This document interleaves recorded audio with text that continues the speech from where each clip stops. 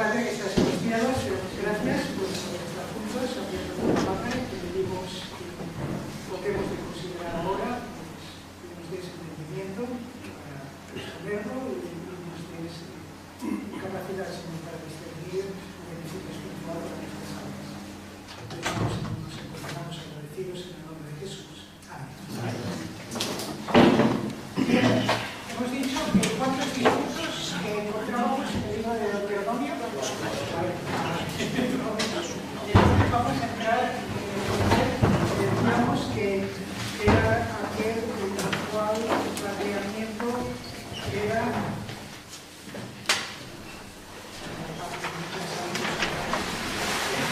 el planteamiento de preparar al pueblo de Dios para escuchar propiamente lo que sería la ley, que es lo que forma parte de los discursos.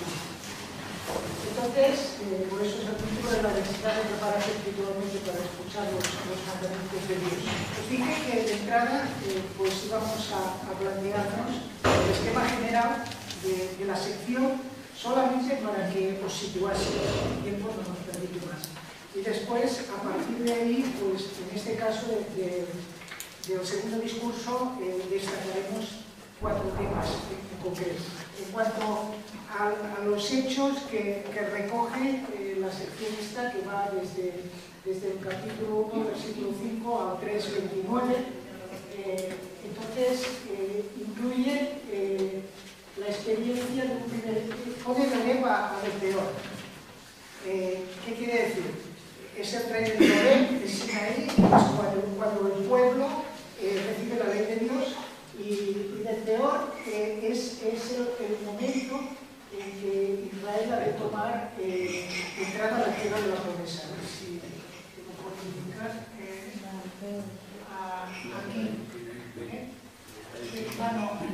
aquí. Aquí veis, ¿ves que veis? No veis, no lo podéis ver.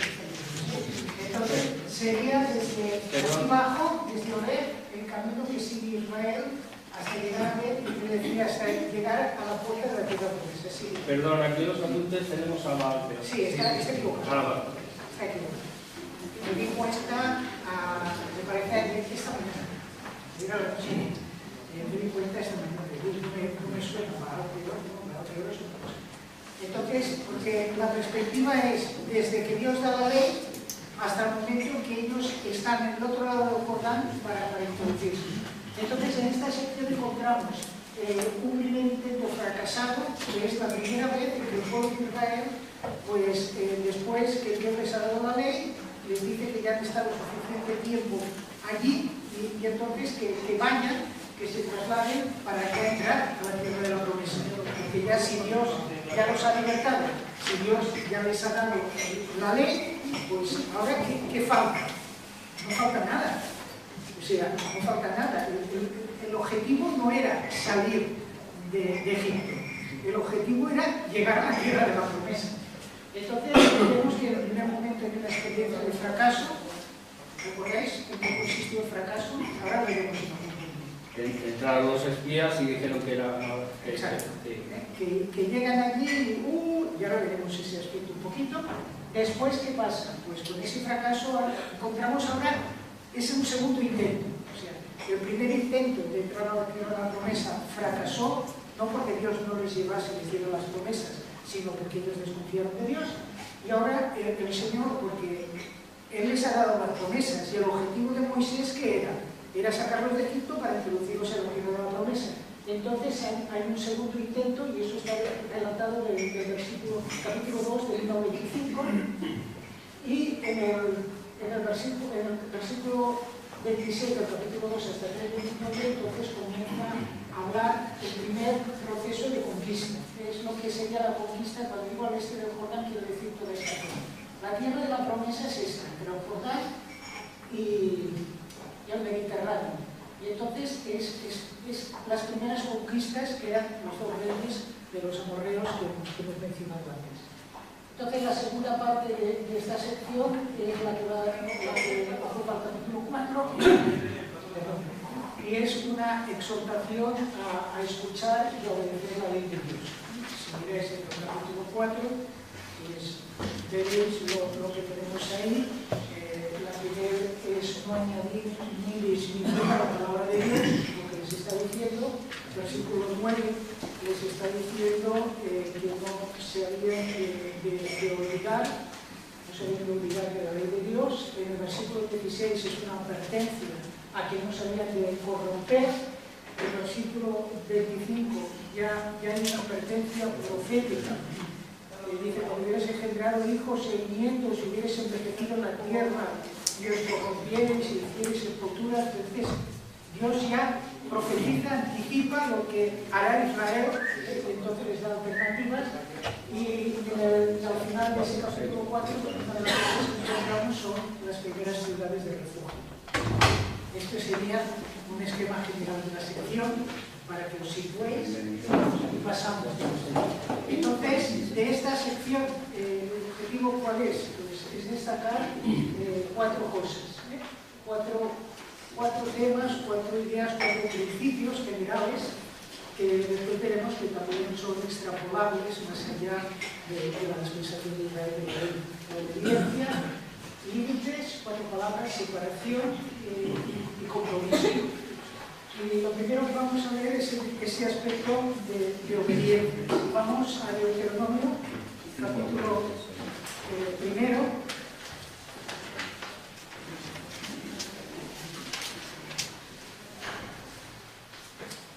Una de las cosas que hemos de recordar es que toda la creación de los seres humanos debe obediencia a Dios como creador. Este es un principio fundamental. Obedecer quiere decir que es atender y hacer caso a los requerimientos que Dios le da.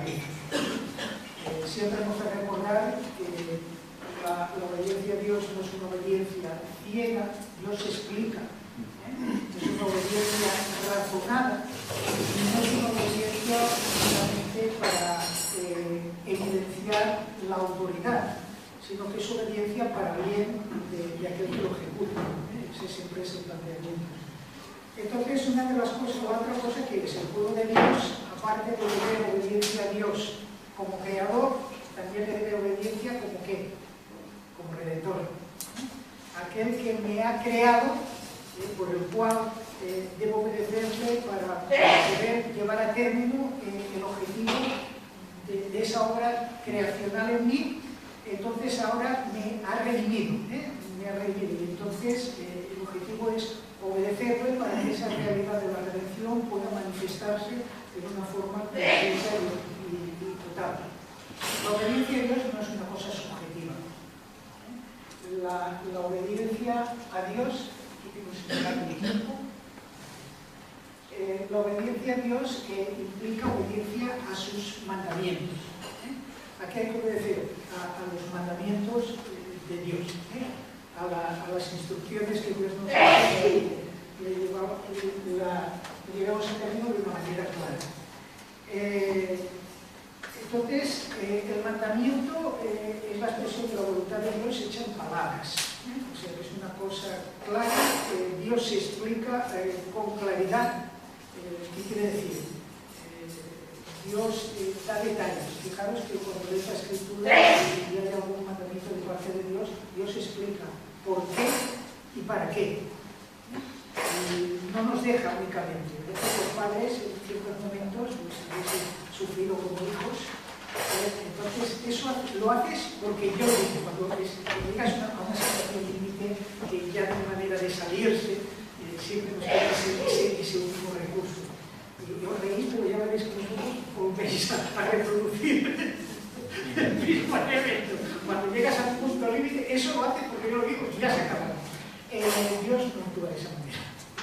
Dios siempre razona, siempre explica, siempre detalla por qué realiza sus mandamientos. Los mandamientos injustificables, injustificables quiere decir que no los podemos argumentar, queremos eso, se ha acabado, y Dios no actúa de esa manera. Entonces, una de las cosas que hoy es importante encontrar en el pueblo de Israel, y siempre es importante que nos vayamos mirando nosotros en correspondencia, que era, ¿cómo responde normalmente el pueblo de Israel delante de un requerimiento de Dios? ¿Lo recordáis? encíclica? ¿Cuál es la reacción de ellos?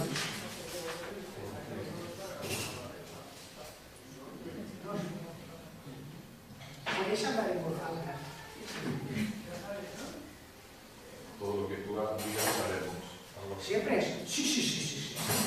Sí, ningún problema. Ningún problema. Hasta el final. De esta manera, muy enfática. Y las cosas, después, lo que evidencia el pueblo de Israel es, en principio podríamos decir, de inconsistencia. Sí, equivale a no. Y si nos damos cuenta, extrapolamos esa realidad, y eso también acontece muchas veces con nosotros. No sé si nosotras en nuestra práctica de iglesia en particular. Pero bueno, a veces cuando hay actividades generales y se hace algún requerimiento a un compromiso especial de vida, pues el momento, las circunstancias, el ambiente, eso sin manipularlo, porque a veces podemos llegar a manipular, llegamos a la conclusión de que sí, pero después la realidad, ¿cuál es? Es que no. Y fijaros que otra de las cosas muy interesantes en Israel es que el no tarda mucho tiempo en llegar. Uno se queda desconcertado cuando está leyendo, especialmente los libros del Éxodo, del Deuteronomio, cuando vas viendo qué rápido el sí se transforma en no. El compromiso más grande se transforma en la desobediencia más rápida. Y ese es un elemento importante. Entonces, Cades Barnea esta es la bifurcación que hizo la carretera de Cades Barnea actualmente, y Cades Barnea es el punto de referencia. ¿Recordáis dónde estaba? Estaba a la entrada del Negev, cerca de Terpele de Belén, por encima del final del Sinaí. Y ese es el punto de referencia a partir del cual se producen todas las circunstancias. Si leemos capítulo 1, versículo 26.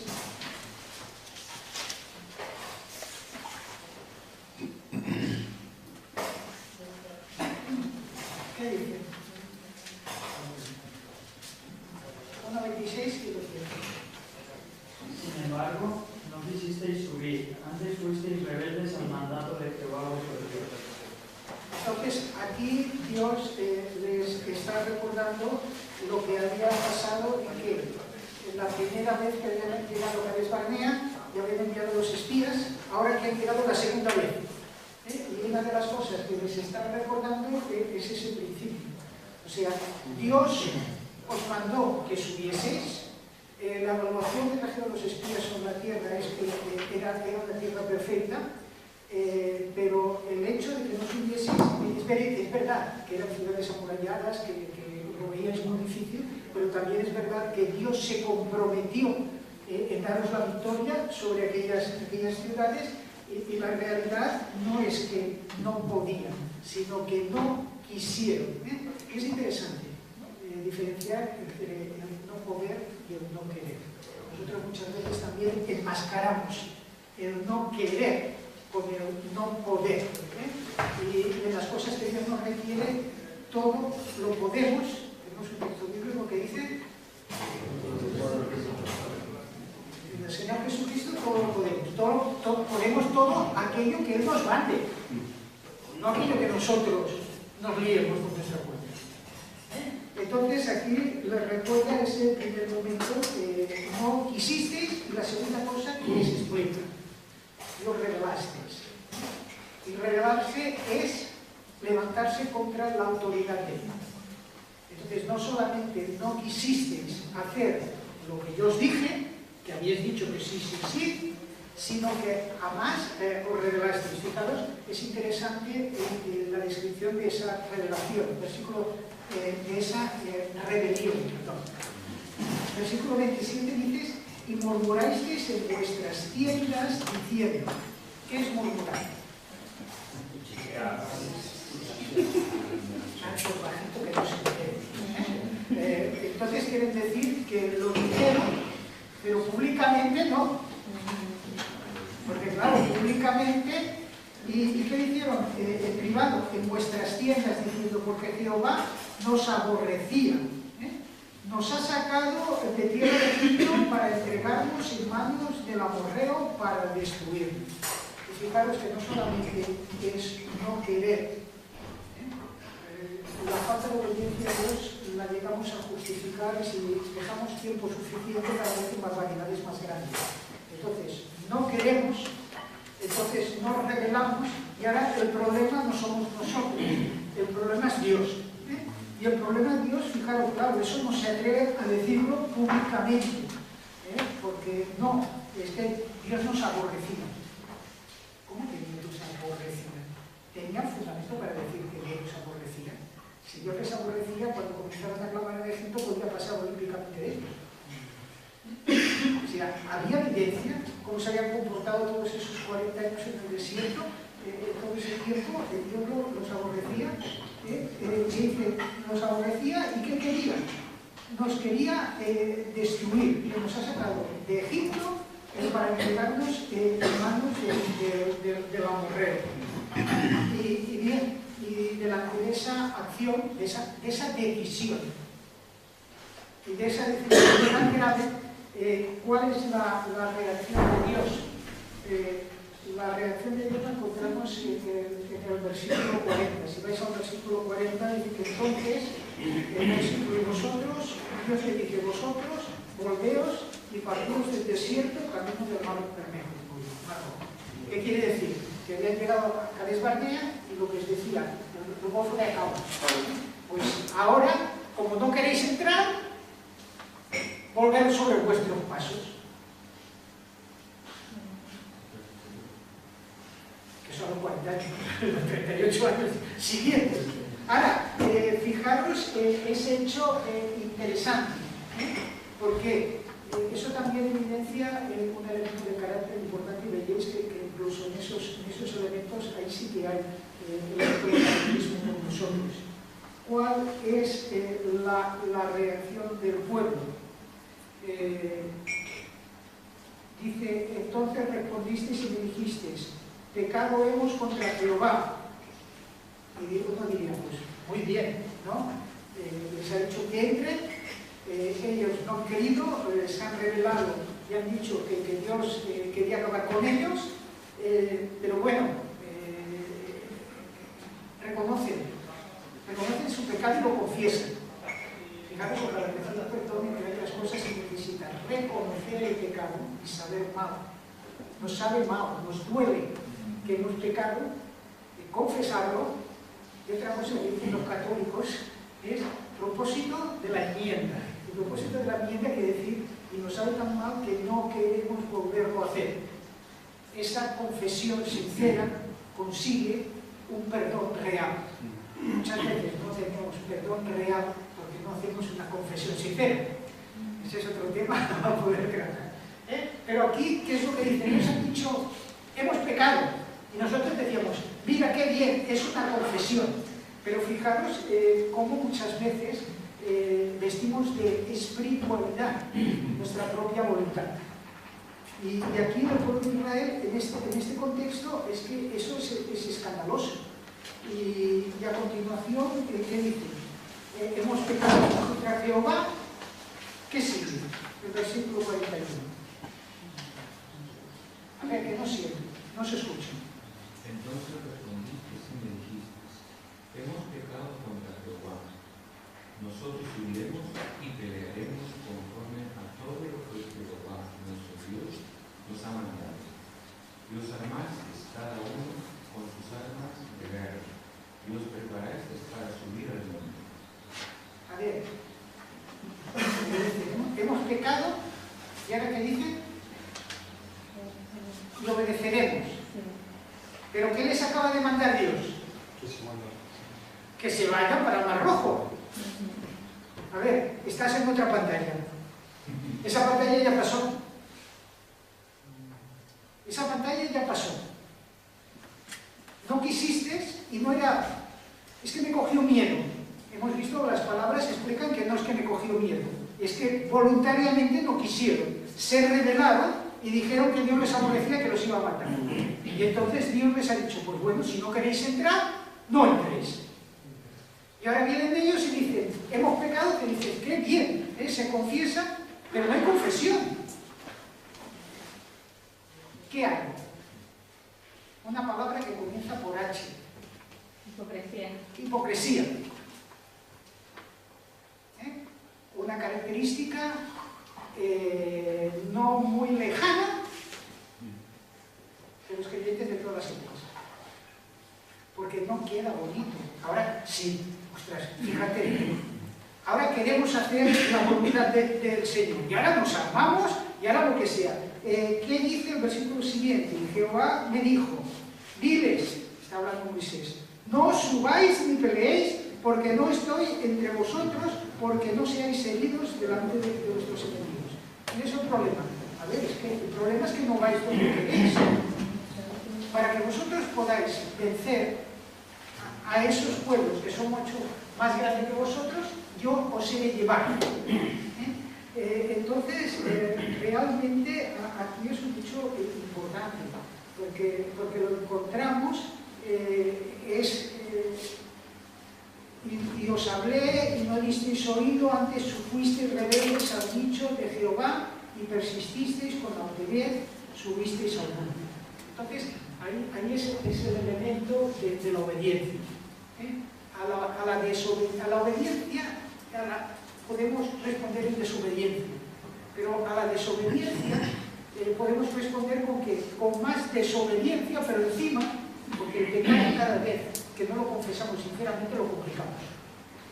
Y entonces ahí a la desobediencia le hemos añadido hipocresía para volver, para intentar pasarlo eso realmente como hecho espiritual. Y es por eso que en el capítulo 4, versículos 1 y 2, leemos, ya cuando está acabando la sección, dice, ahora pues, oh Israel, oye los estatutos y derechos que yo os enseño, para que los ejecutéis y viváis y entréis y poseáis la tierra que Jehová, el Dios de vuestros padres, os da. No añadiréis a la palabra que os mando, ni disminuiréis de ella, para que guardéis los mandamientos de Jehová, vuestro Dios, que yo os ordeno. Y ahora aquí, cuando van a entrar a la tierra de la promesa, Dios les recuerda que es obediencia y el que no es obediencia.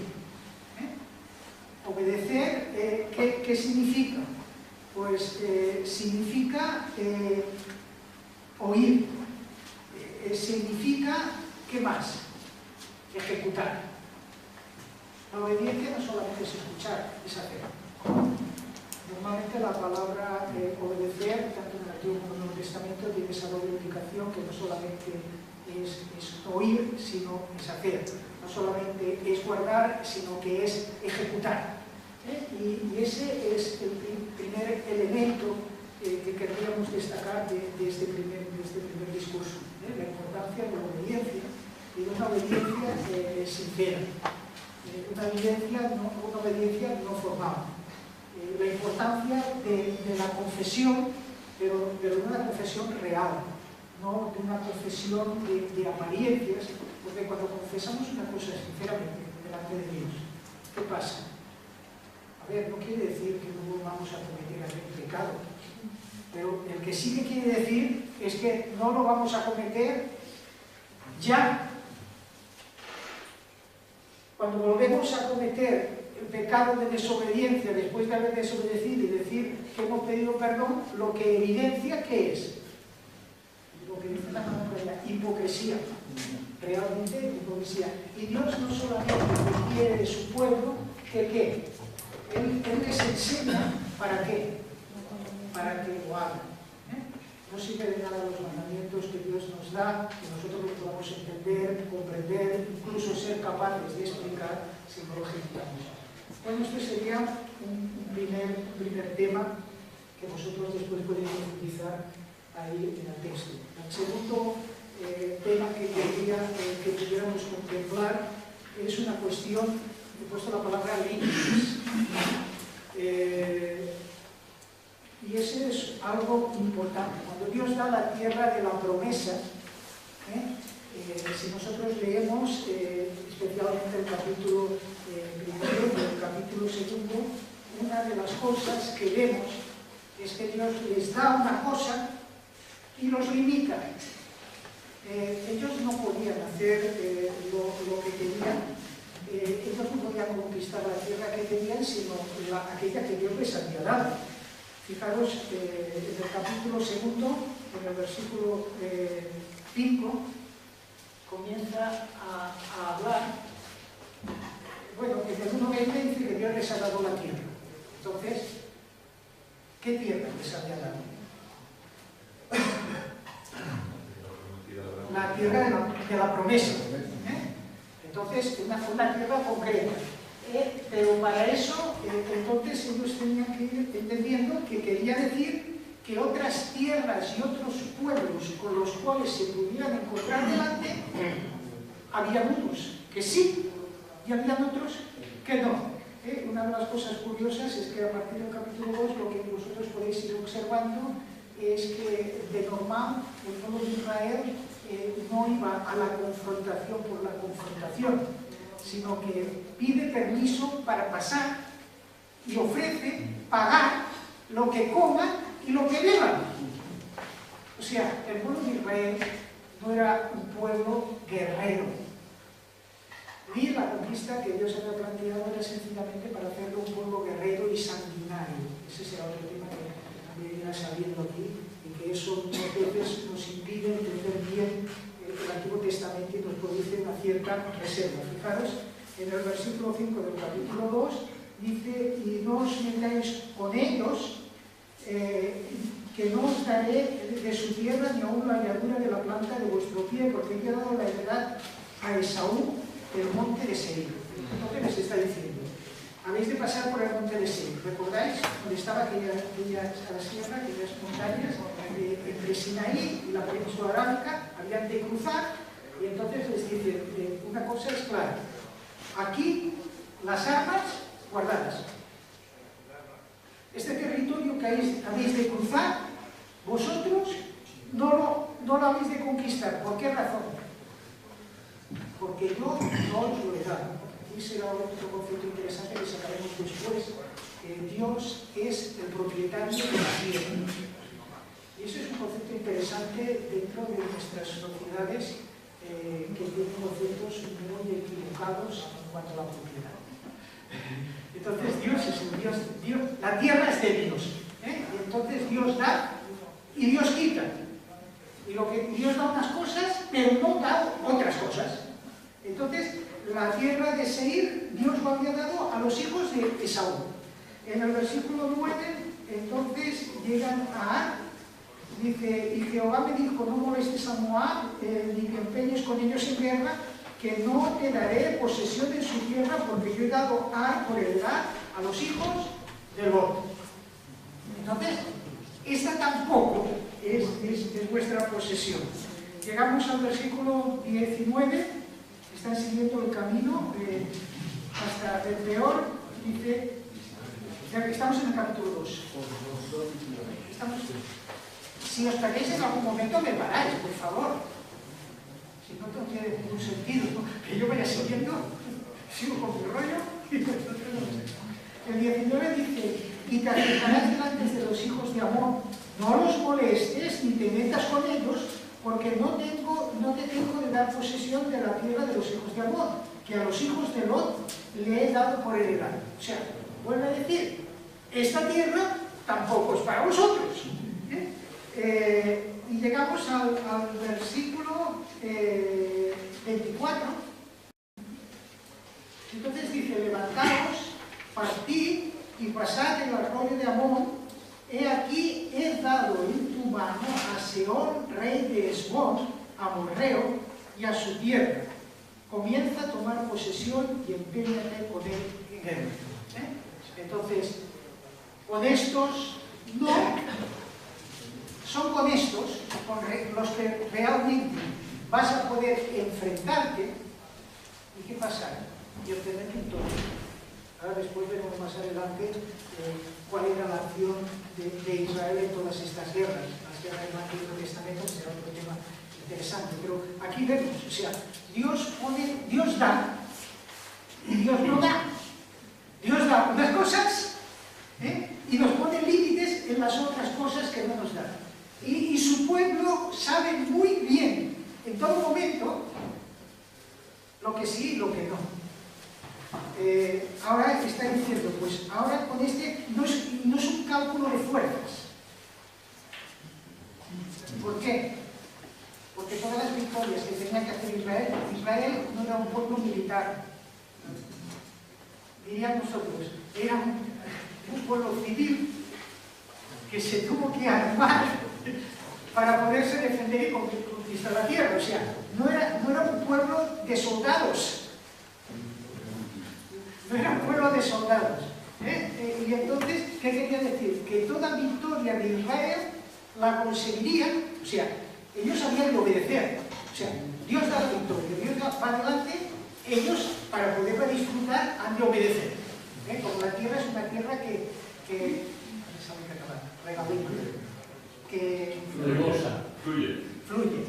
fluye leche y miel. Fluiría leche y miel en la medida en que ellos la trabajaran. Dios ya les daría la bendición de la lluvia, la temprana y la tardía, y la protección de las plagas. Pero ellos habían de trabajar. Pero quien da realmente la bendición de Dios, y aquí está planteando el mismo hecho en cuanto a ese concepto. En el versículo 12 del capítulo 3, ¿qué dice? Y esta tierra que le damos entonces desde Aroer, que está en el arroyo de Arnón y la mitad del monte de Galaad con sus ciudades, la di a los rubenitas y a los galaditas. No, me he equivocado en el versículo y tenía que...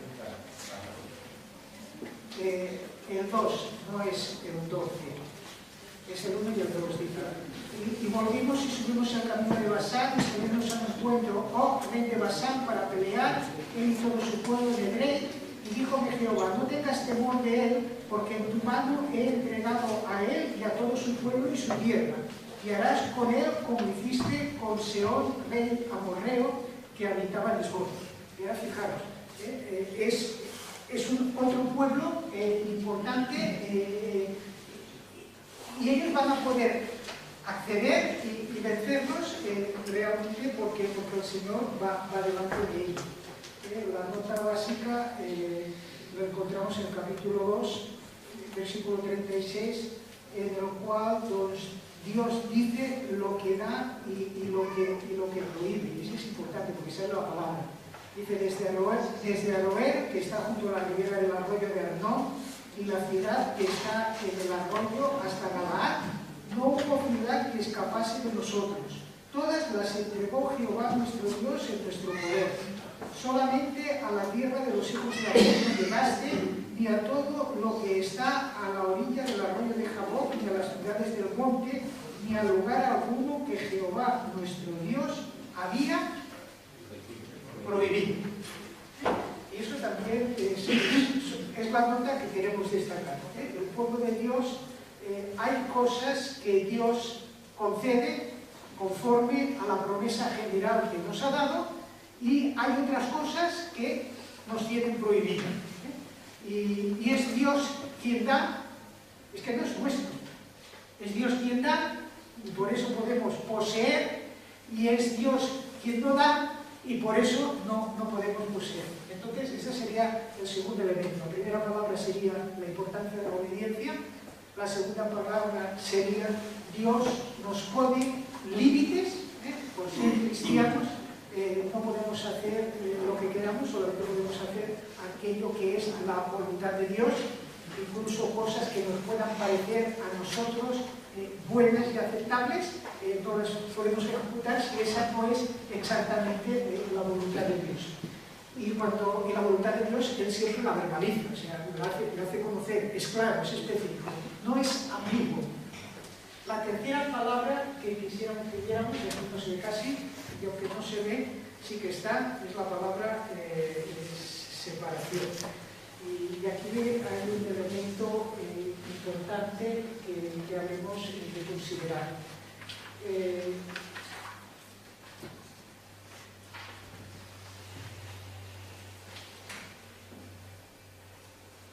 Si nosotros miramos la Escritura, desde el principio vemos en la Escritura que Dios separa las cosas.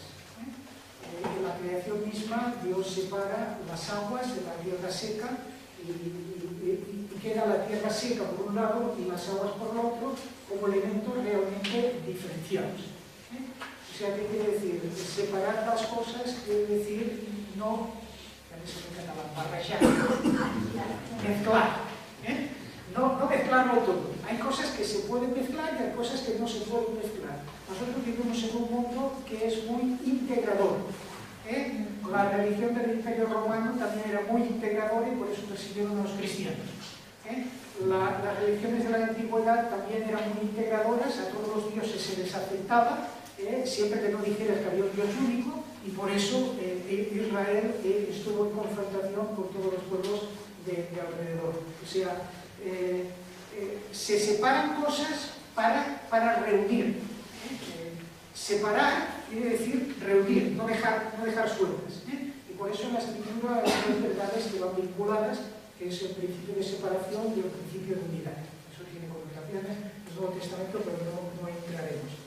Y vosotros, pues, Dios dio una promesa a Abraham que le daría una tierra concreta, donde él estaba peregrinando.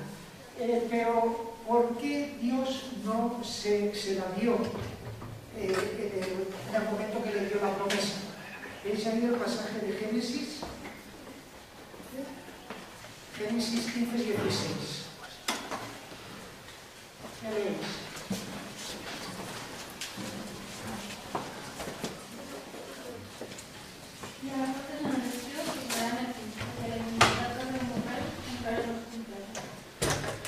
Entonces le dijo a Abraham que no le daba la tierra al momento, que tardarían, después de que serían llevados a la tierra de Egipto, ya estamos avanzando, entonces pasarían 4 generaciones, no sabemos que puede pasar 400 años. Entonces, ¿por qué razón Dios no le dio en aquel momento la tierra de la promesa? Ahí lo pone en el texto. O sea, la maldad del amorreo no llegó a cumplirse. O sea, para que Dios pudiera darle la tierra a Abraham, tenía que desposeer a aquellos que habitaban allí. Y el único motivo por el cual Dios iba a poder desposeer a aquellos que habitaban allí, ¿por qué era? Por su maldad. Por el principio de maldad. Recordad que no es una novedad. ¿Qué pasó en el diluvio? Cuando tuvo lugar el diluvio, las expresiones que encontramos allí, que es en Génesis 6, son expresiones muy fuertes. Vio Jehová que la malicia de los hombres era mucha en gran manera y que todo designio de los pensamientos del corazón de ellos era de continuo solamente el mal. Fijaros que hay una acumulación. Es como intentar hacer un superlativo.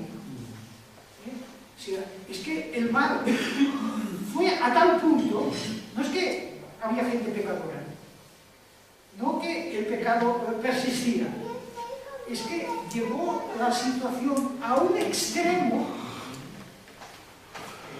que Dios tenía que intervenir. Y Dios es un Dios de gracia. Y Dios, en su gracia, da tiempo. Y el tiempo es una opción ¿a qué? Al arrepentimiento. Si la gracia mostrada en tiempo para el arrepentimiento, en lugar de recibirla de esa manera, lo único que sirve es para acrecentar esa rebelión del pecado, consolidarlo en una manera absoluta y firme, pues entonces llega un punto en que viene el juicio de Dios. Entonces, eso fue lo que pasó en el diluvio. las ciudades de Sodoma y Gomorra, no me da tiempo de ver todos los pasajes, Génesis 18, recordáis, también plantea lo mismo. Cuando llegan los ángeles, es que ya la maldad ha llegado a tal punto que es que no hay posibilidad. O sea, la gracia ha estado manifestada. Entonces, ¿qué es? Pues igual que el agua fue instrumento de justicia de parte de Dios cuando fue rechazada absolutamente su gracia por la humanidad, igual que el fuego fue el instrumento de justicia de Dios para ejecutarla sobre Sodoma y Gomorra, porque su maldad también había llegado al colmo, al límite, a lo máximo. También el que nos plantea la Escritura, y aquí estamos en el libro de Deuteronomio, en el capítulo 3, es que el pueblo de Israel no era otra cosa que el instrumento de Dios para ejecutar su juicio sobre un pueblo que en su maldad ya había llegado ¿a dónde? Al límite. No es que Dios no actuase en gracia sobre ellos, discriminó positivamente a su pueblo porque tenía intereses particulares, sino sencillamente en ese elemento. O sea, y aquí es interesante porque si ves el libro de Levítico, ese pasaje es el que lo vamos a mirar, Levítico 18.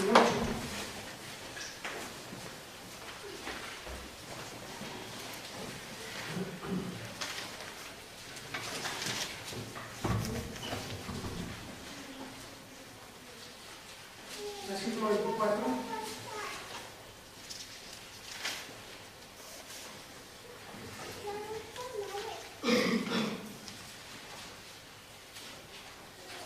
Dice, está hablando de las cosas, el Señor dice: ninguna de estas cosas os amancillaréis, porque en todas estas cosas se han ensuciado la gente que yo he hecho de delante de vosotros. Está haciendo referencia a los cananeos, a la mujer. Dice, y la tierra fue contaminada, y yo visité su maldad sobre ella, y la tierra vomitó sus moradores. Guardaos pues vosotros mis estatutos y mis derechos, y no hagáis ninguna de todas estas abominaciones, ni al natural ni al extranjero que peregrina entre vosotros, porque todas estas abominaciones hicieron los hombres de la tierra y fueron antes que vosotros, y la tierra fue contaminada. Y aquí está intentando describir cuál era la situación moral de la tierra que ellos tenían que conquistar. O sea, no era sencillamente una tierra en la cual Dios echaba uno para colocar a su pueblo, porque como Dios es soberano, Él hace y deshace como quiere. La soberanía de Dios no está en contra de su justicia. Entonces todos los atributos han de ser tributarios los unos a los otros, tienen que armonizar. ¿Y cuál fue la razón? Pues aquí está planteando, porque eso justificará por qué ellos se habían de separar de todas las naciones paganas, y por qué ellos no se podían juntar con esos pueblos que estaban allí. El mandamiento de Dios era, y nosotros, es una de las cosas que a veces leyendo pues, el libro de Deuteronomio y del Antiguo Testamento, es una de aquellas cosas que chocan en la lectura, pero dice Jehová 3:3, y Jehová vuestro Dios entregó también en vuestra mano a Og de Basán y a todo su pueblo, el cual herimos hasta no quedar de él ninguno. Y entonces va explicando. ¿Y qué están haciendo? El mandamiento de Dios era al exterminio. Y esa palabra a nosotros que cada día nos escarrifa, nos conmueve. Pero es que no era una situación normal. El pecado tiene consecuencias. Y la voluntad de no arrepentirse por el pecado cometido tiene graves consecuencias. Nosotros vivimos en una sociedad que hemos olvidado que existe un infierno. La Biblia habla del infierno. Y el infierno es un lugar de eterno castigo. Suena terrible. ¿Para qué? Para un pecado del cual no se ha querido arrepentir la gente. Si Dios es un Dios de gracia, Dios es un Dios de justicia. Entonces, ¿qué estamos viendo?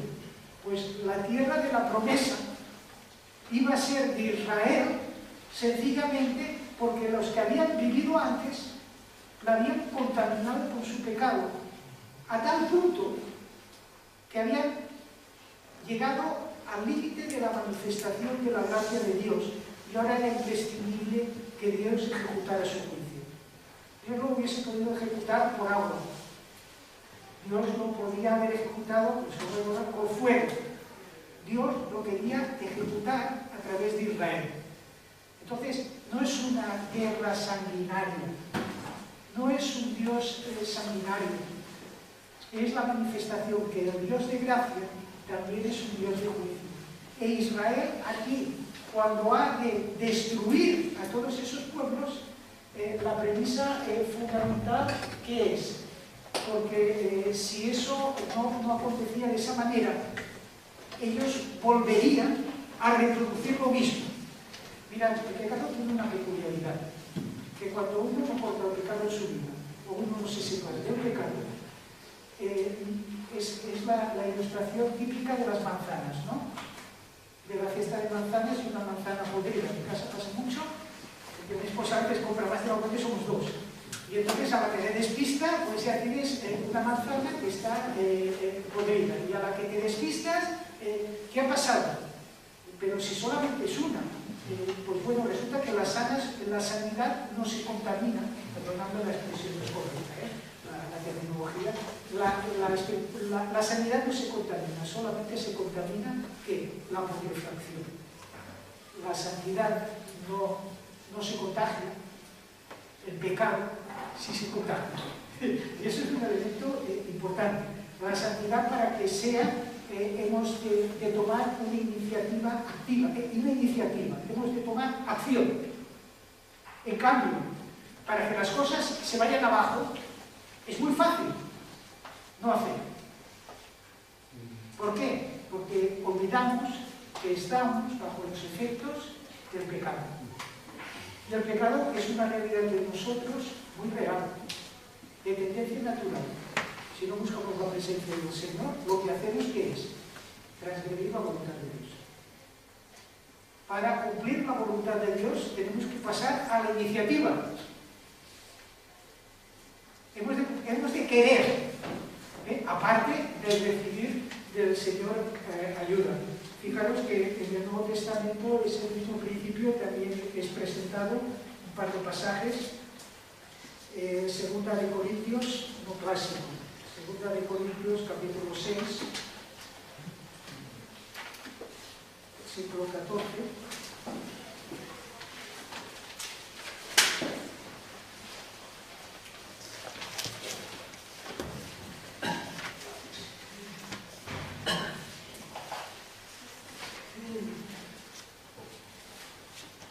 Que no es un mandamiento porque sí, sino que sencillamente es un mandamiento que tiene como objetivo que el principio de preservación, para preservar la santidad, se hemos de separar del pecado. Dice aquí: no os juntéis en yugo con los infieles, porque qué compañía tiene la justicia con la injusticia, o qué comunión la luz con las tinieblas, o qué concordia Cristo con Belial, o qué parte el fiel con el infiel, o qué concierto el tiempo de Dios con los ídolos, porque vosotros sois el templo del Dios viviente, como Dios dijo: habitaré y andaré en ellos, y seré el Dios de ellos, y ellos serán mi pueblo.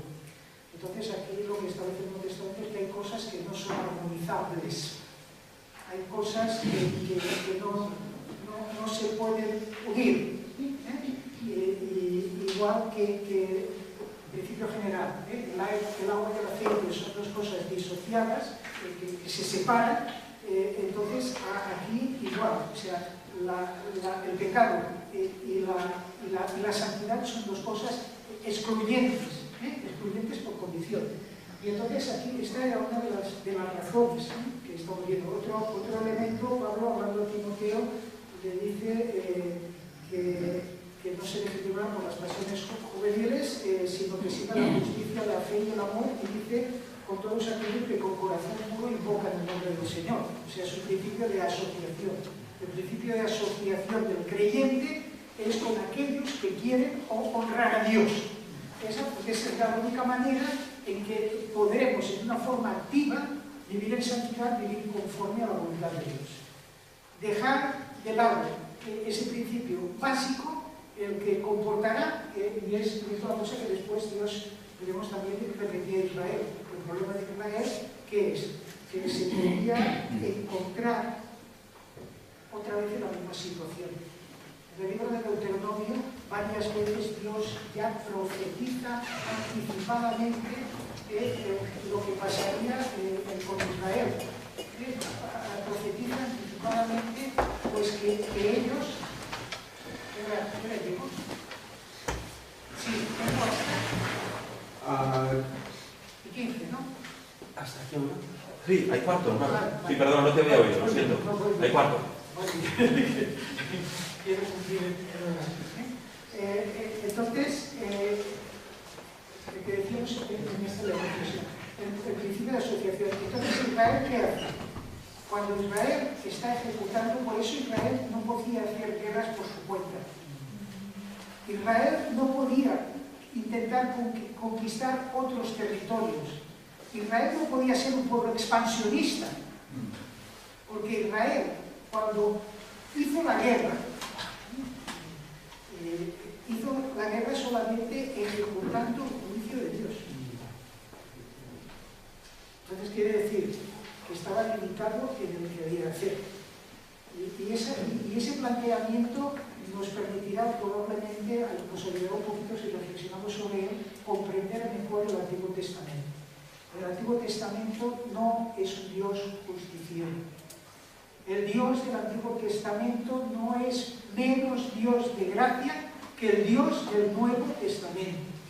El Dios del Antiguo Testamento es un Dios de mucha paciencia, que deja tiempo, y que no solamente deja tiempo, sino que advierte, avisa, una y otra vez, no se cansa de avisar, aunque no se le preste atención. Y cuando Dios actúa en juicio, porque Dios es justo también, cuando Dios actúa en juicio porque nosotros hemos rechazado acogernos a su gracia. Entonces, Israel, ¿cómo podía hacer la guerra? Podía hacer las guerras que Dios le decía contra los pueblos a los cuales le había indicado como el brazo ejecutor del juicio de Dios en aquel tiempo. Espero que eso nos ayude un poquito, para temas que no son nada fáciles y solamente con eso podríamos tener una serie. Y el cuarto elemento que vamos a considerar es el elemento del compromiso. Otra de las cosas que encontramos en esta sección del capítulo 3 de Deuteronomio es el principio de compromiso. ¿En qué queremos observarlo eso? Si vamos al capítulo 3, verso 12.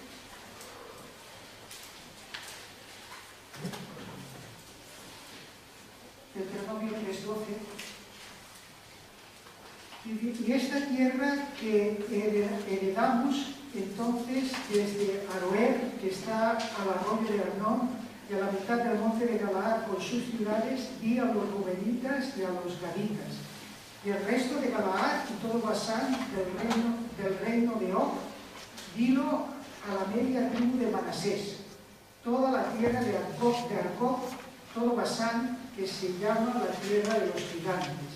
Y Jair, hijo de Manasés, tomó toda la tierra de Argob hasta el término de Jesús y Maaca, y llamó su nombre Basán Abod Jair, hasta hoy. Y a Maquir di a Galaad, y a los rubenitas y gaditas di Galaad hasta el arroyo de Arnón, en medio del arroyo por término, hasta el arroyo de Jacob, término de los hijos de Abod. Asimismo di la campiña. Y fijaros, ¿qué está hablando aquí? Eso que os parece, fijaros que dan límites geográficos. Entonces, eso que se nos hace pesado son los límites que Dios concede. Aquellas tribus, esos eran los límites. Pero ¿qué significó que estas tres tribus recibieran su parte de la tierra.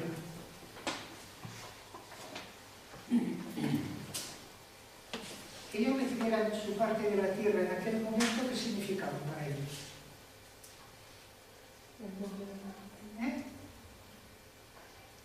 La conquista ya había acabado. Ya tenemos el territorio. No, era para esas 2 tribus y media. Ya, perdóname, ya me olvido de...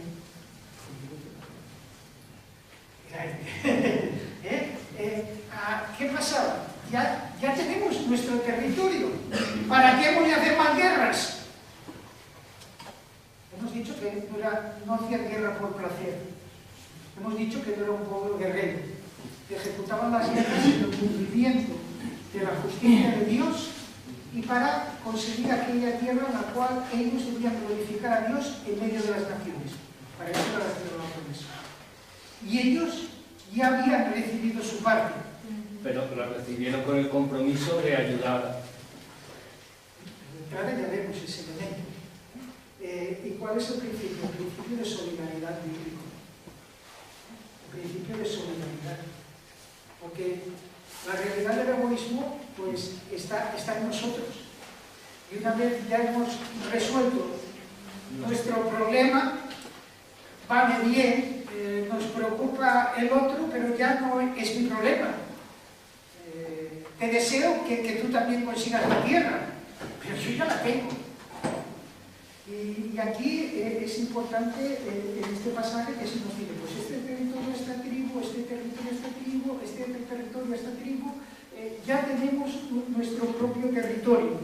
Pero fijaros que en el texto que tenemos de Deuteronomio, lo que sigue, el 18 dice, nos mandé entonces diciendo, Jehová vuestro Dios os ha dado esta tierra para que la poseáis. O sea, es vuestra tierra.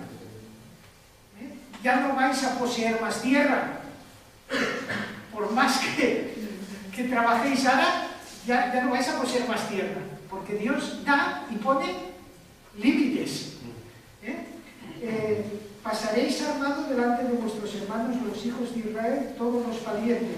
Solamente vuestras mujeres y vuestros niños y vuestros ganados, yo sé que tenéis mucho ganado, quedarán en vuestras ciudades que os he dado, hasta Jehová dé reposo a vuestros hermanos, así como a vosotros, y hereden también ellos la tierra que Jehová vuestro Dios les ha dado a la otra parte del Jordán. Entonces os volveréis cada uno a su heredad que yo os he dado. Y eso es lo que yo he querido ejemplificar en este gráfico que he encontrado, que es el principio de ayuda. Recibo ayuda para conseguir aquello que necesito. Pero la Escritura muestra que el pueblo de Israel era una unidad. Entonces, ¿qué quiere decir? Que igual que yo había sido ayudado para conquistar esta parte de la tierra, entonces yo tenía que un principio de responsabilidad, de solidaridad, ¿para qué? Para ayudar también a mis hermanos, para que ocuparan también esa parte de la tierra. Tú decías muy bien, Dios da la tierra, pero sobre la premisa de que no voy a poder disfrutar plenamente de la tierra, dejaré las mujeres, los niños, los ganados, hasta que mis hermanos no puedan gozar de la misma bendición que yo. No es más ni menos, es lo mismo. Y es importante porque dentro también de nuestra sociedad, por eso digo que hay muchos temas que son muy cambiantes actualmente, es el principio de solidaridad bíblico. El principio de solidaridad bíblico no es unidireccional, es tú me ayudas y punto. El principio de solidaridad bíblico es que tú me ayudas porque yo lo necesito y después, si es necesario, yo te ayudo porque tú lo necesitas. Sería un principio bidireccional. No es aprovecharse de, porque unidireccionalmente tú me ayudas. Muchas veces ha generado, yo tengo un hermano que yo sigo viviendo los estudios de los viernes en esta casa y se quejaba porque decía de que muchas veces pues, ciertas personas pues, aprovechaban la necesidad, la aprovechaban Y yo era necesitado siempre y tú me habías de ayudar a mí. Pero no estaba contemplado que el principio de solidaridad implicaba que si tú necesitabas ayuda, yo tenía la obligación de ¿qué? De ayudarte a ti. Muchas discusiones actuales que se están dando en medio de la sociedad sobre ese principio de solidaridad vienen. ¿Por qué? Porque las palabras dentro del campo secular pueden ser similares, los sentidos pueden ser diferentes. Y para mí ya no hay que poner más adjetivos porque si no, no acabamos. Pero, por ejemplo, el término matrimonio socialmente puede significar lo que las leyes deciden. Otra cosa que puede tener alguna relación o no es el matrimonio bíblico. Pero aunque las palabras sean idénticas, el sentido puede ser totalmente diferente. Entonces no nos vamos a pelear porque la sociedad admita términos bíblicos, vamos a defender el principio bíblico y no confundir realmente las cosas. Lo otro son acuerdos legales, pactos que la sociedad va a ir cambiando, porque las leyes de la sociedad son unas leyes en constante cambio, son consensos, teóricamente. Consensos que van cambiando en el tiempo. Las leyes de Dios y el pueblo de Dios no son consensos, no van cambiando en el tiempo. Se van aplicando de diferentes maneras, pero es una realidad permanente e inmutable. Fijaros que el principio de solidaridad en el Nuevo Testamento lo tenemos claro y pongo un ejemplo y cumplo el tiempo. ¿Recordáis el caso de las iglesias pobres de Judea? Un movimiento que surgió inicialmente desde la ciudad de Corinto y del cual movimiento asumió un compromiso muy especial unas iglesias que no eran de Acaya, eran las iglesias de Macedonia, ¿no recordáis? Os viene a la cabeza en 2 Corintios, que eran las iglesias pobres. Pero el principio de solidaridad era, y Pablo tengo los textos bíblicos y después te dirá, no los el principio de solidaridad era que si de ellos hemos recibido los bienes espirituales, porque habéis llegado aquí con el Evangelio, porque habéis sido enviados, entonces es justo que ahora que ellos los están pasando mal, si nosotros les podemos ayudar de alguna manera, es justo que les ayuden. Y ese es otro principio realmente muy interesante. Pensar que Hechos capítulo 6, cuando está hablando de la distribución con las viudas, también requiere el mismo principio de solidaridad. No es solidaridad para vivir del puente, permitidme la expresión. No es solidaridad de aprovechamiento.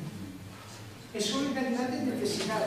Es eso que digo, que ahora yo te ayudo a ti a que subas, esa es la otra. Y una vez yo estoy arriba, entonces yo te ayudo a ti para que también subas. Entonces esos serían los 4 puntos que hemos visto dentro de este segundo discurso: obediencia, límites, separación y compromiso. Muy bien.